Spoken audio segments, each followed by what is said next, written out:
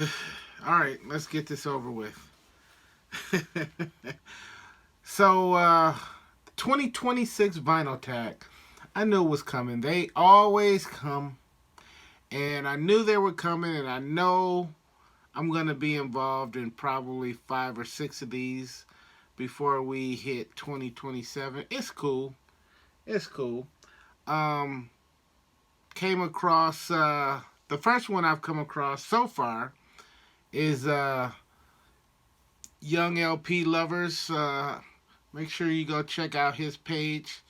Um, he did the first one I've seen so far, and I believe he got his questions or the questions. I guess David Atkinson started off the tag so far this year. Where's mine? And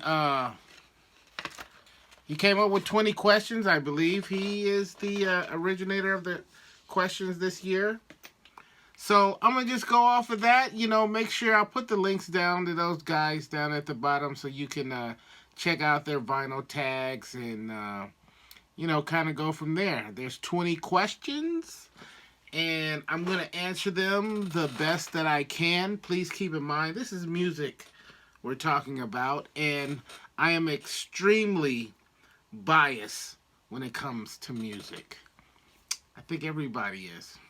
Why wouldn't you be? Anyway, uh, some of my responses might just tick you off.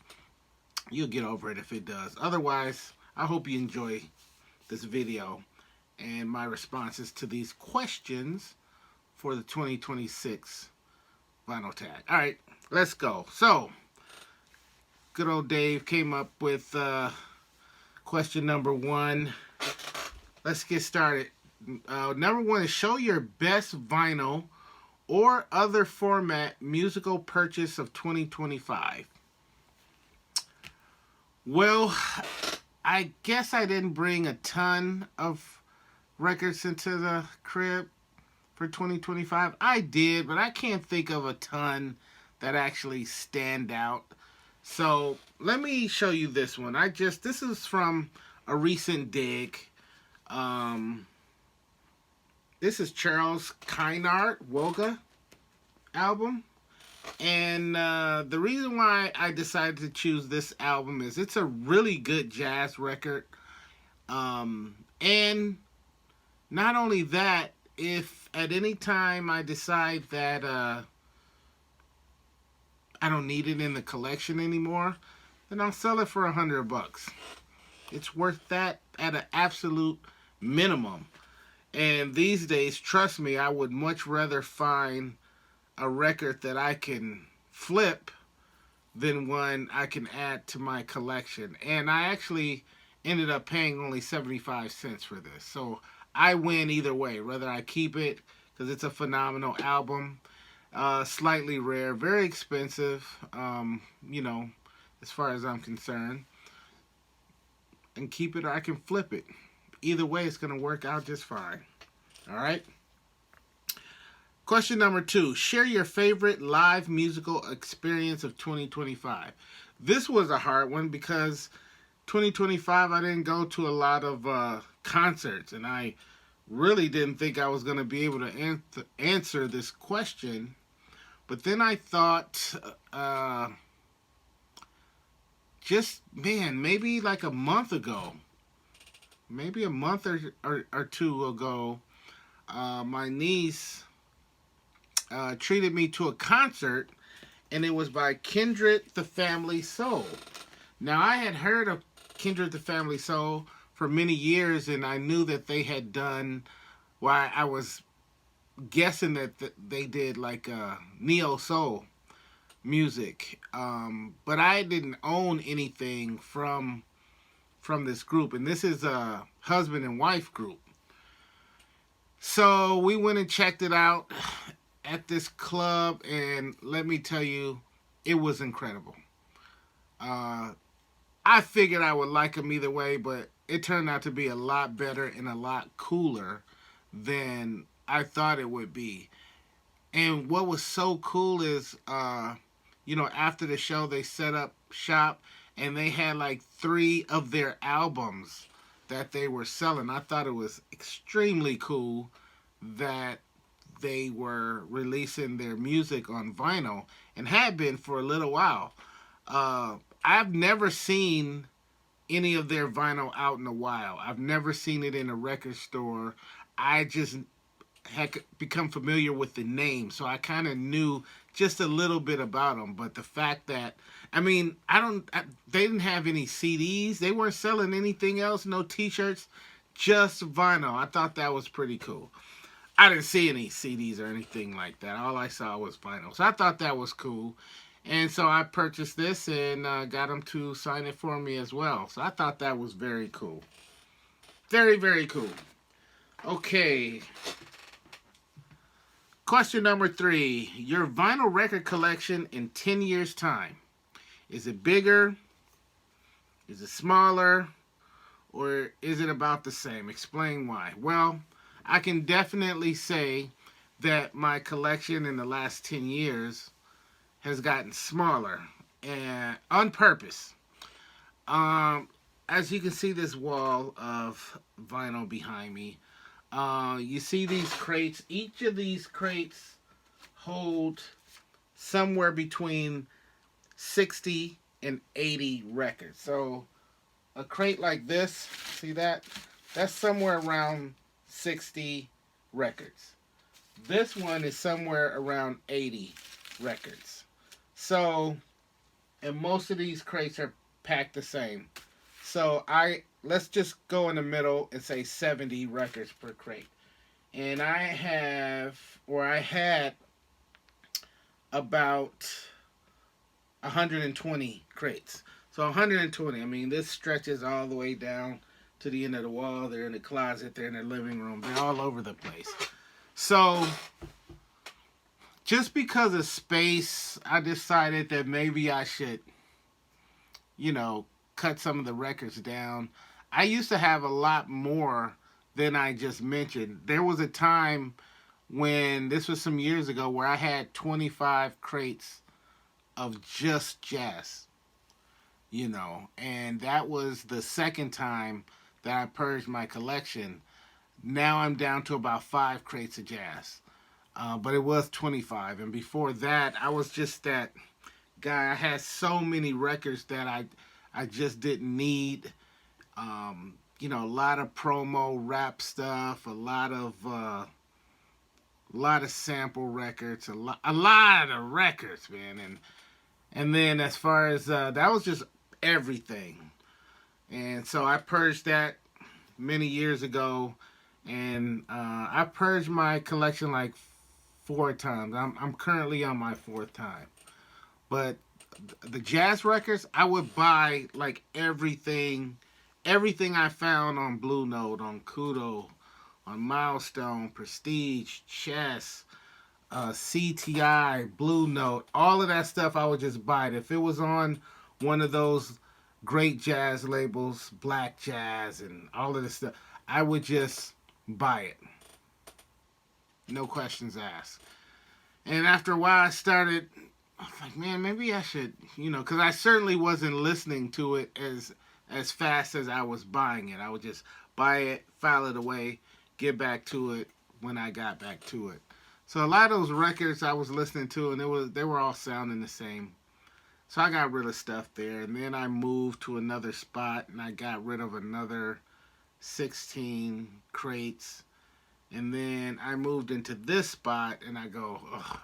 Even though I always hire movers, it's this last move just was like, ugh, it just kind of broke me. So I said, let me try to slim down my collection. So right now, I think I'm around 100 crates, and I would like to get that down to like 80.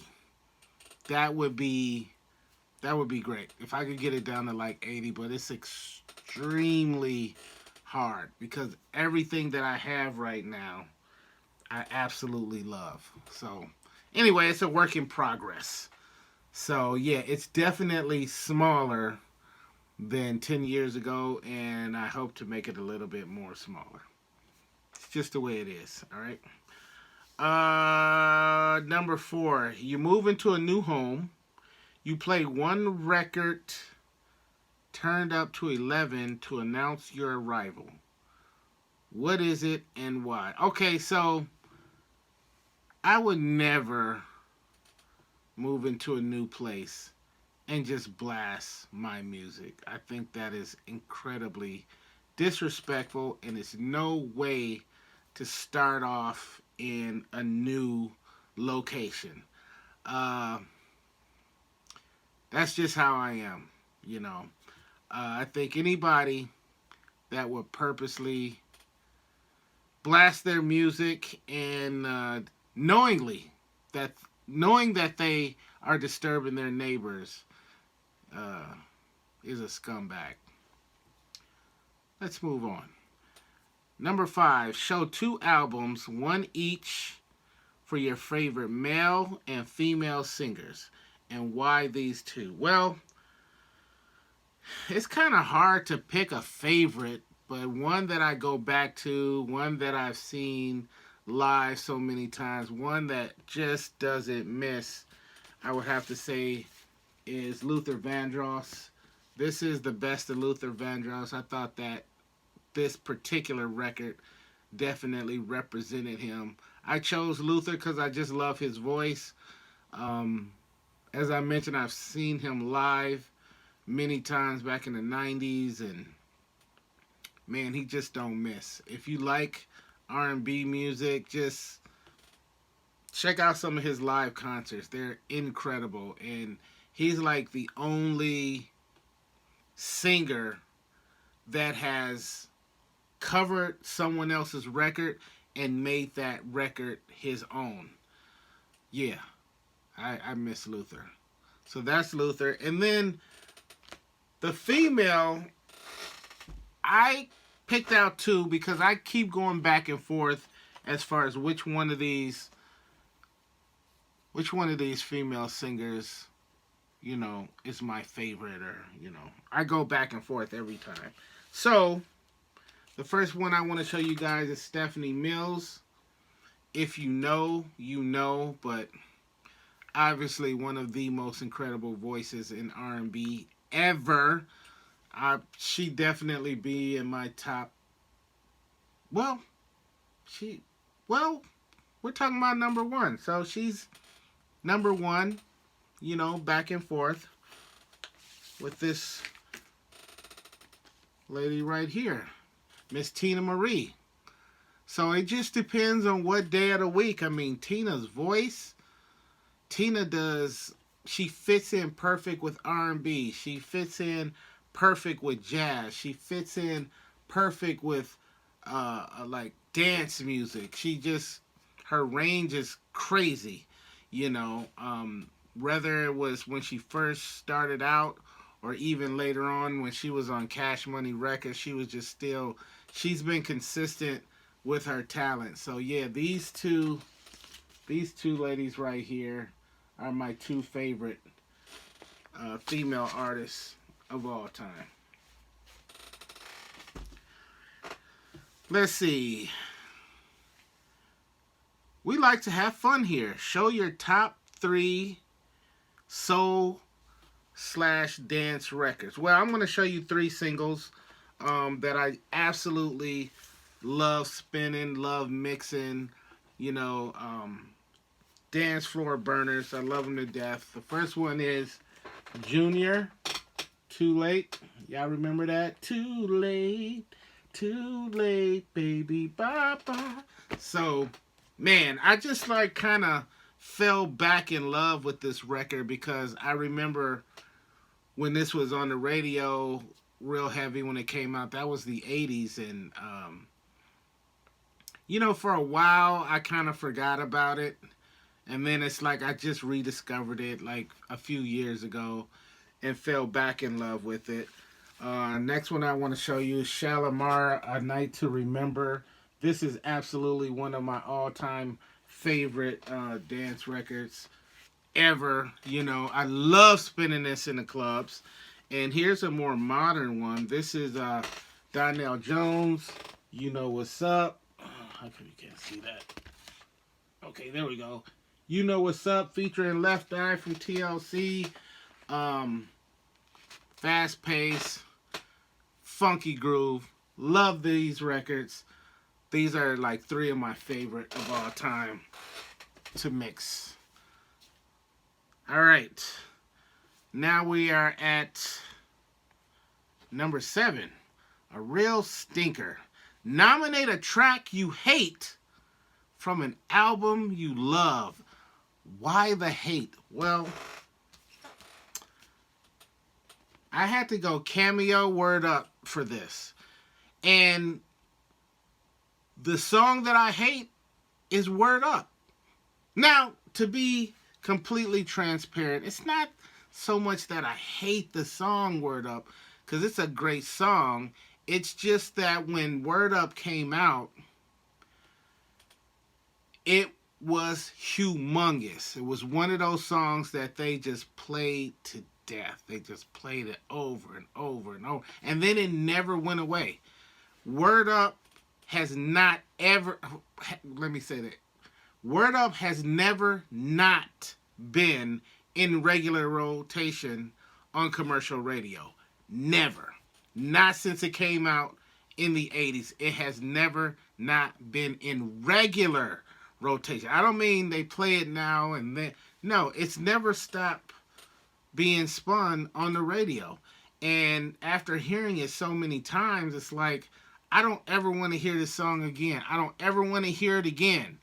So, although it's not a bad song and I don't necessarily hate the song, I just hate the fact that I can't stand hearing it anymore, so I don't want to ever have to hear it again. The rest of the album, to this day, I absolutely love, man. I mean, Candy, that was a single. Back and Forth was a single.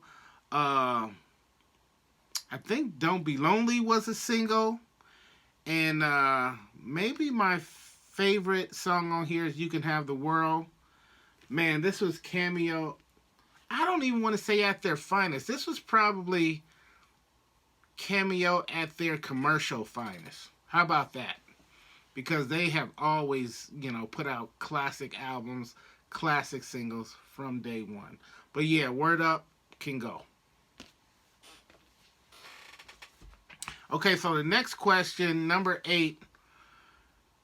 This was a bit challenging. If you had to pick only one album from each of the last 6 decades, what would they be? 60s, 70s, 80s, 90s, 2000s, and 2010s. Okay, so let's get started. 1960s, I don't have a lot of records from the 60s. Not a lot at all. That was hard to come up with. So I started thinking, well, what are some of the oldest albums I have in my collection? And I thought, well, probably the jazz records. So I started looking through my jazz, trying to find something, because most of my jazz records are 70s and 80s jazz. So I'm trying to find one from the 60s, and then it said, the question said one album from that decade. So from what I could come up with, I had to go with Tom Scott, Honeysuckle Breeze. Not only because it fit the criteria of the 60s, but also, I mean, look at that cover. It looks like it's 60s. But this is a really good album. Man, front to back, there's some really funky, soothing, laid-back songs on this record. And it's not the cheapest record in the world. I've had buddies that have found, more than one that have found this in the dollar bin. I think I paid maybe $40 for mine, which was a great price, because at the time it was consistently $100 to $200, $100, $150. It's probably closer at the time that I bought mine. So yeah, this is what I'm picking for the 60s. For the 70s, it is Malcolm X, Ballot or Bullet. Man, this Malcolm X speech It's incredible. He absolutely went in on the American political system and just let them have it. I love this record. That's my pick from the 70s. From the 80s, it would be the greatest that has ever done it. Prince Parade. I absolutely love this album. Uh, Purple Rain is kind of a given. I love, who doesn't like that album? But this was Prince's his second movie. This was a soundtrack for a second movie, and I absolutely loved Under the Cherry Moon. Um, and if I remember correctly, I heard this album in its entirety before I saw the movie. So I love the record from the very beginning.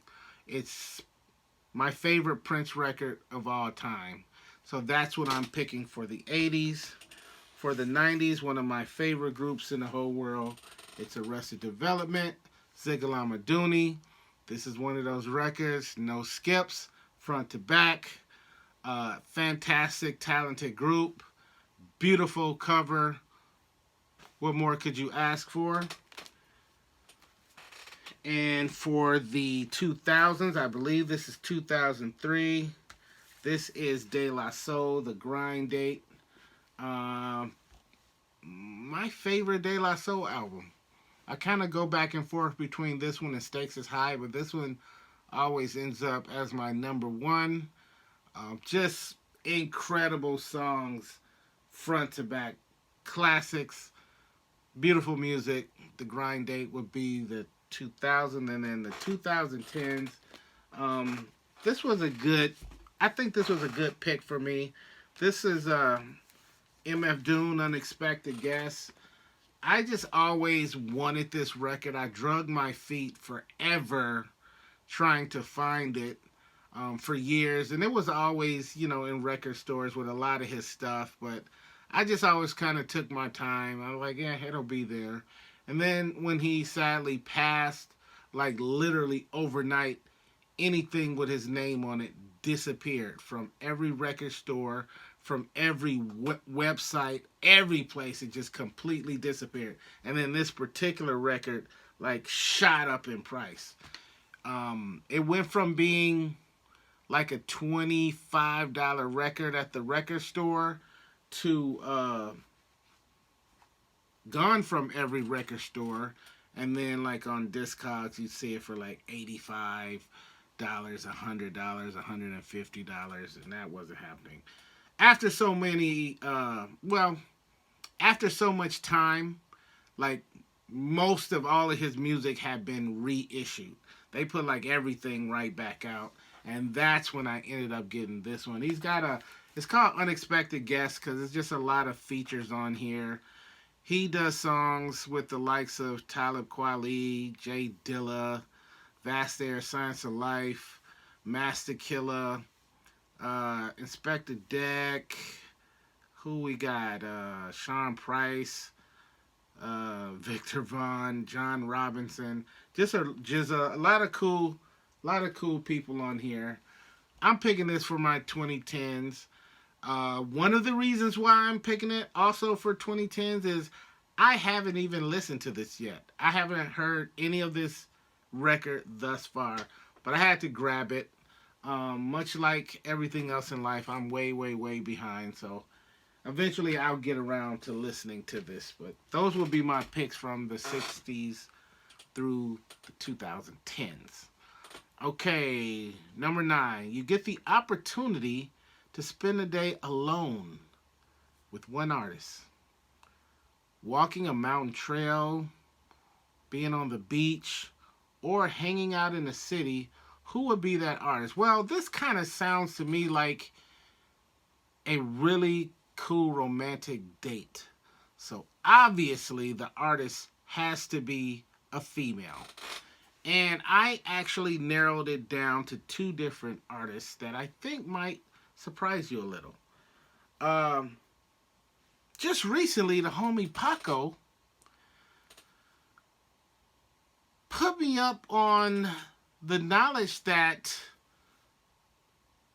the beautiful Miss Pam Grier actually was a singer at one point. So I'm going to say Pam Grier, forget about Roy Ayers. Just focus on this beautiful specimen right here. So I would hang out with Pam Grier.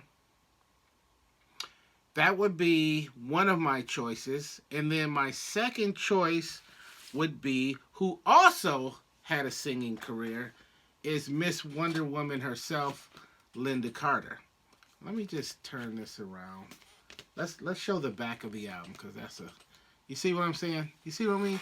So Linda Carter or Pam Grier, I would love to go walking and hang out on the beach, and what else did it say? Hang out in the city and all of that stuff. And I assure you, I wouldn't be talking about music with either one of these females. So they would be my choice. Now, number 10 says, what would be your must-ask question? That's a good question. My must-ask question, I don't know. I think I would ask Linda, hey Linda, do you still have that Wonder Woman costume? And if so, could you throw it on for me? You know what I mean? I think you know what I mean. And Miss Pam Grier, I think I might just skip all of the preliminary and just ask her for her hand in marriage. Just get right to it and see where it goes. But who knows? Maybe that'll happen one day. I'll let you guys know. So number 11, show a record that contains a track that always brings a tear to your eye.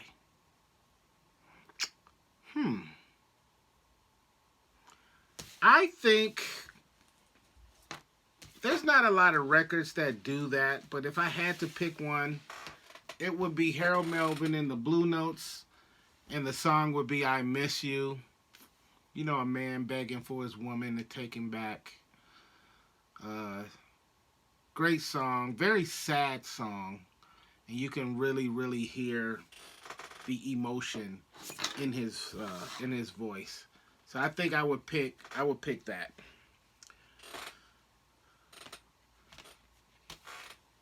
What we got now? Show 3 albums from artists you've tried to love, but you're questioning why you bother. Okay, any artist that would fit that description, I don't have 3 albums by them. But I do have one album from one particular artist, and some of you are going to be mad at me, but I don't care. I don't care. That artist is Jimi Hendrix. Now, I have this particular record. I picked this up when I was in Germany. No, I picked this up when I was in Sweden. What was the name of that town?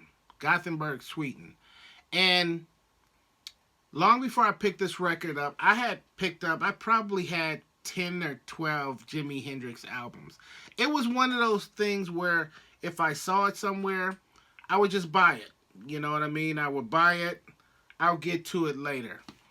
And I would see a lot of stuff on TV about Jimi Hendrix, and everybody just praises Jimi Hendrix. And there's no doubt in my mind that he deserves all the praise that he gets. But one day I decided to sit down and listen to some of these records, and I could not get into them at all. There's a certain song on here that's got it's a really funky song. I don't even know which one. And it's got a real funky drum track on it. I don't recall which song that is. But listening to his other albums, I just couldn't get into it. And I was like, what are other people hearing that I don't hear? And the crazy thing is, the guitar is my favorite instrument. So you would think I would absolutely love Jimmy. I respect the talent and I can hear the talent, but it's still not my kind of groove. The type of music he did is just not the type of music that I really get into. So I just couldn't. I remember, what's the chick's name? Joplin, Jonas, what's Jonas, Jonah Joplin, the psych rock chick, whatever her name is. I remember seeing the documentary because she's in the same boat as this guy. I remember watching this documentary, and it's how people just became Janis Joplin. That's her name. People had just become engrossed in her music. It was like they just had to have it. And I go, man, what? I need to listen to some of this chick's music and see what I'm missing. I need to hear what other people are hearing because she sounds like a super deep chick. So I went out and I started buying her albums, and I was just accumulating them. I had maybe 4 or 5, 3 or 4, something like that. And then I decided, okay, now's the time. I'm finna listen to Jimmy. I'm finna listen to Janis.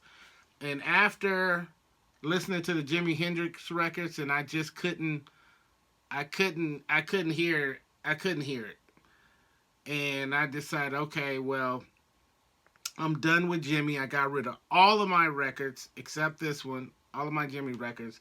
And Janis, I didn't even bother. I just got rid of them. I was like, whatever. Let me stick to what I like and stop trying to go places that maybe I don't need to go.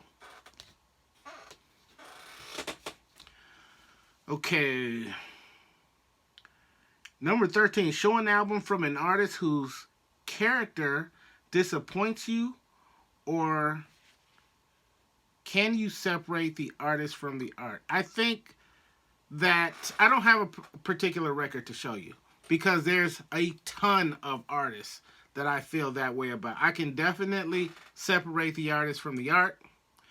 I think that most artists, I'm talking probably 90% of the artists that are out there, that there's something about them, whether it's lifestyle, whether we're talking about politics, religion, current events. There's something that I don't agree with. You know what I mean? There's definitely something that we wouldn't vibe with on a personal level, but the music is fantastic. So many artists out there. It wasn't necessary to try and pick one. I will just say 90% of all of the artists that I'm into. So that's how I would answer that question.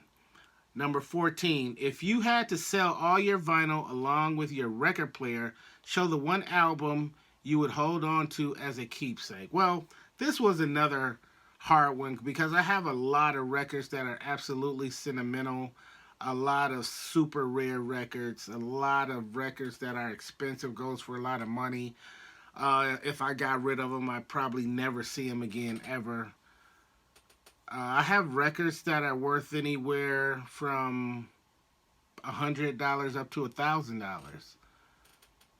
But so it was hard to say, oh well, what is the one record? Because if I got rid of half of the records in my collection, that would almost be like getting rid of all of the records in my collection. But I wanted to find something that would fit into that criteria. So I chose Far Side, Lab Cabin, California. The reason why I chose this record, because it said as a keepsake, it's probably the one record, I'm sure of it, the one record where my name is on here. So this particular copy, it's a promo copy, which is kind of rare. It's a promo copy on blue and red vinyl.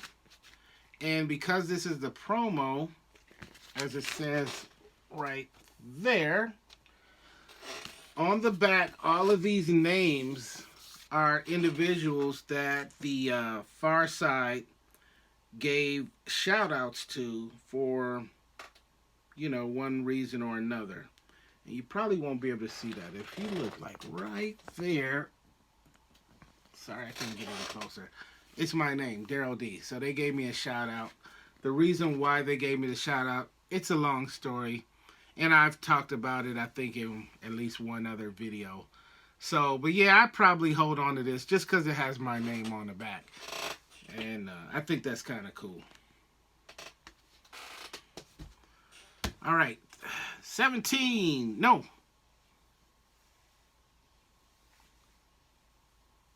15. Discuss your vinyl community highlight of 2025.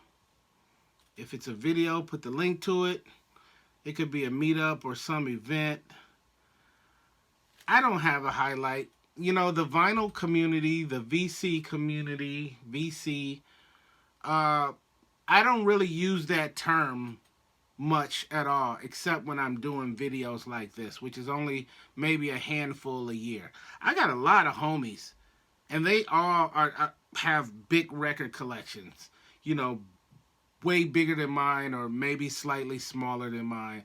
But I got a lot of buddies who are DJs and collectors, and we never have referred to ourselves as the vinyl community or being a part of the vinyl community, because that sounds more like a club where you have to join and you have to have these descriptions to be a part of this.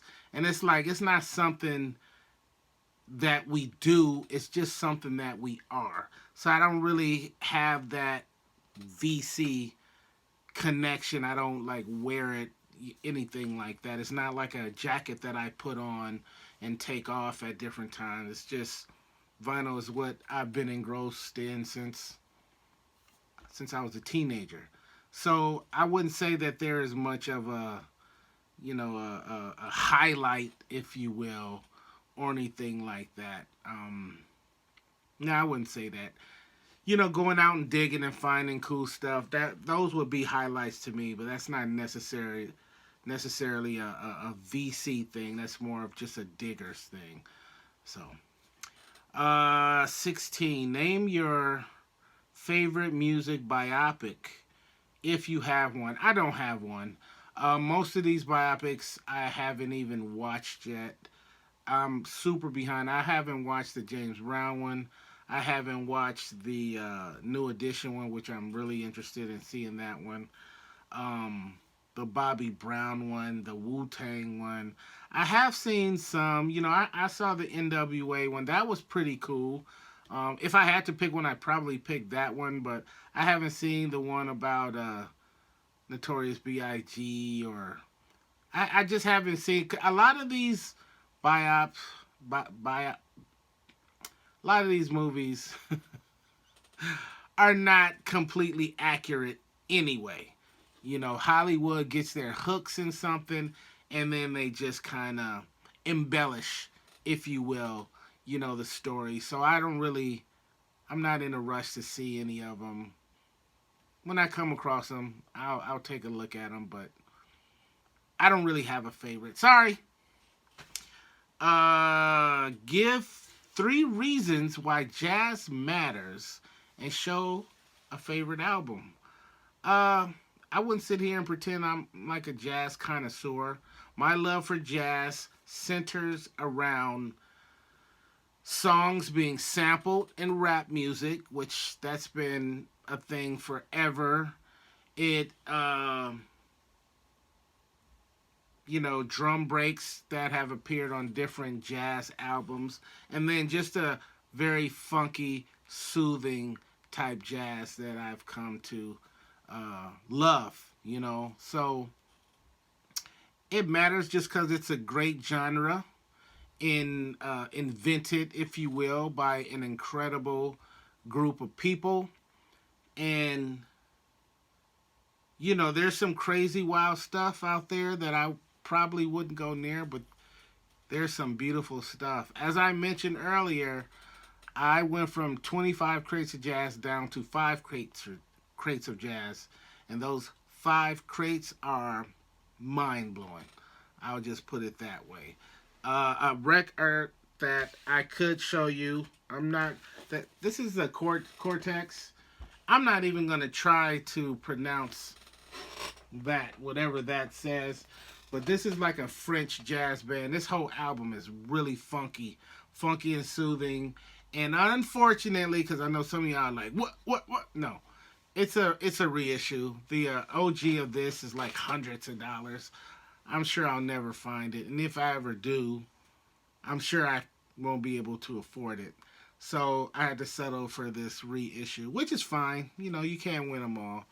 But for those who know, they know. But this is a great album. So yeah, Jazz Matters. All right, we're down to question 18.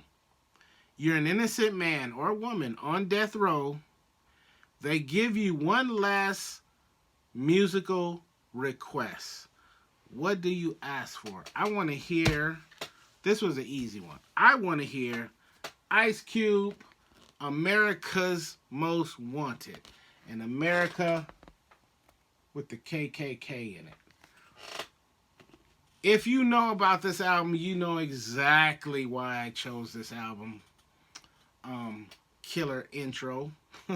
Go check out the intro, and that will explain everything you need to know as far as why I picked this album. Listen to some of these song titles. The Negro You Love to Hate, America's Most Wanted, Once Upon a Time in the Projects, Endangered Species. Listen to some of those song titles, and you see where the America comes in. So yeah, go check this out. There's a YouTube video that Ice Cube posted where he plays this entire record song for song, and he explains each record as he's going along. It's a great video. Go check it out. All right. Number 19. Sell your favorite artist to a new listener. Show one essential album and explain why they should make time for it. Okay, so sell, I don't really like that word, but I'll play along. I think I was more so focusing on the part of the question that says show one essential album and explain why they should make time for it. Well, my pick for that is New Edition Heartbreak. I think this is an incredible R&B album from the 90s that just gives you New Edition at their very best. If you're into R&B music, this album was produced by Jimmy Jam and Terry Lewis. And when I read that question, I automatically thought of Jimmy Jam and Terry Lewis opposed to an actual artist, because most everything that they've done, especially all of the stuff in the 90s, everything they touch turned to gold. I mean, it was incredible. So, as if New Edition weren't huge enough, this album just catapulted them into the stratosphere. Incredible. This was the first album after Johnny Gill joined the group. So yeah, this will be a spectacular album to share with somebody and say, get into this. All right. Now, we are down to question number 20. Question number 20 is, you're arranging a vinyl community meetup in 2026. Excluding those you've already met, invite 3 people you'd most like to meet. Okay, so I couldn't honestly just keep it down to 3 people. So let me stretch it a little bit more. And these are people that I've basically met through YouTube. If I was putting together a party, these are the 5 people that I would love to have all in the same room and just chop it up about records. One would be Brother James SD. My brother, I hope you see this video.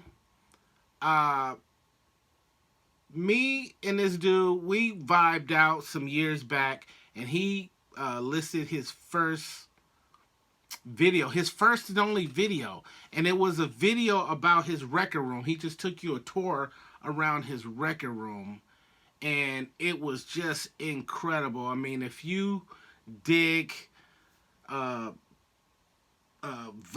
rooms, vinyl tours of vinyl rooms, and rap music, hip-hop culture, you will absolutely love this video. He only did the one video so far, and I hope he does more, because I think his channel could very well be incredible.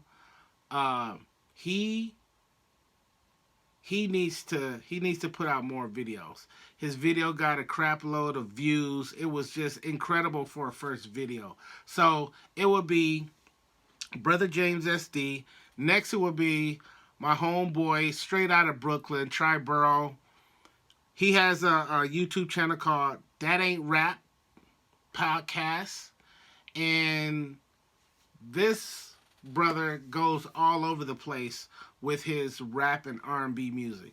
If you want to talk 70s, 80s, 90s, or if you want to go well into the 2000s, 2010s, 2020s, he can hold his own with either those genres in any decade, pretty much. 60s, 70s, all the way up to right now. So he definitely got to be in the room. Another one would be June's Music Corner. June's Music Corner, I love his channel. I've said this before, I'll say it again. In terms of vinyl, a lot of times watching his channel is like watching my own channel. He talks a lot of rap vinyl, a lot of R&B vinyl. He gets into detail as to why he loves certain records. He's got some great experiences and great stories on there. I would have to get him in the room. That's an absolute must. Another one is Young LP Lovers. Just another guy who is very passionate about his vinyl collection.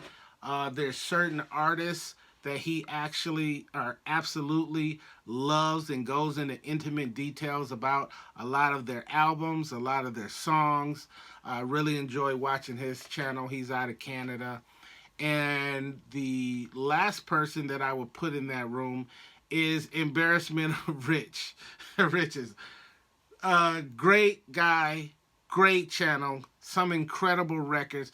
His records span all over the place. I mean, I don't think there's too many genres that he doesn't collect, and he's very knowledgeable about each of these genres, whether it's funk music, whether it's rap music, whether it's rock, whatever the genre is, he really gets into it. Funny dude. Real funny dude. He's got a great channel. I will get all of these people in the same room. Me, Brother James SD, Junes, Triborough, Young LP, and Rich. All of us will be in a room. Probably have some barbecue or something popping off in there. You know what I mean? Who knows?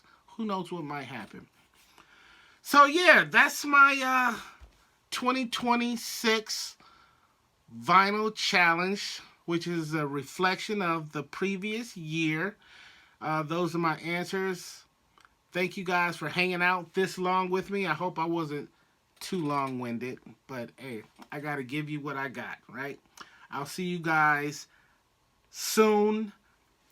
Rap vinyl tag coming soon. All right, this is Daryl D. Peace.